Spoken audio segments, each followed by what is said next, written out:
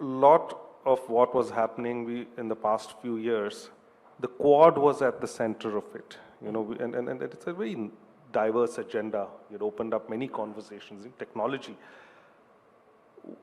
But today, BRICS has taken over. So where is the Quad conversation? And these plurilaterals which you had so craftily put together, what's the fate? No, look, I'm not sure I agree with your question. I think the Quad is still the Quad, and the BRICS was always the BRICS. I mean, when we did the Quad, the BRICS didn't go away.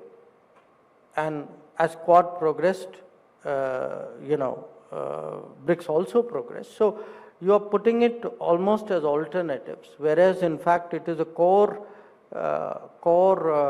belief of Indian foreign policy that countries like us should not be forced to, make binary choices.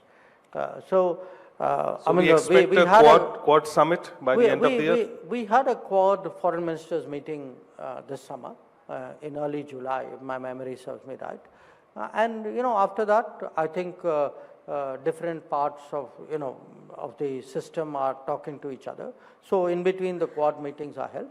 We haven't made further decisions about what to do in Quad. So that's quite natural. I think in the case of BRICS, BRICS came in the news partly because we had a BRICS summit, and partly because it came in the news because people put it in the news. So I think in the next week you probably see the Shanghai Cooperation Organization in the news because the meeting coming to that. So it will, the news cycle moves as per the events of that time. But what is not in the news cycle doesn't stop to exist because it's not in the news cycle. It still continues. So you're still sticking to the timelines agreed in the February visit of the Prime Minister to Washington?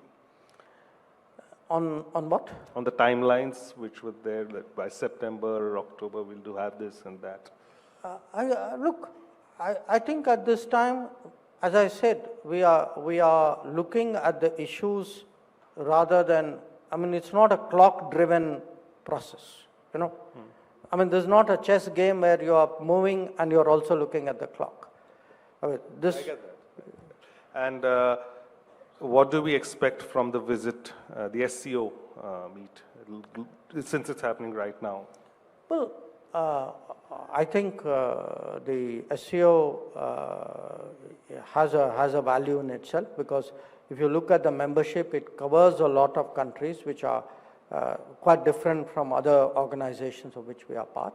We are very much, we are an important constituent of the Eurasian landmass, and the SCO primarily devotes itself to that. SCO also has a particular, the original mandate of the SCO was to fight separatism and terrorism, and there were what were called three evils at that time. For us, because that is very much part of the overall threat scenario that we see, I think it's important that we are there, we make our presence felt, we shape the outcomes, and we say where we go. Do we expect a summit-level meeting with the Chinese over there on the sidelines? I think, the program for that would be announced in the coming days.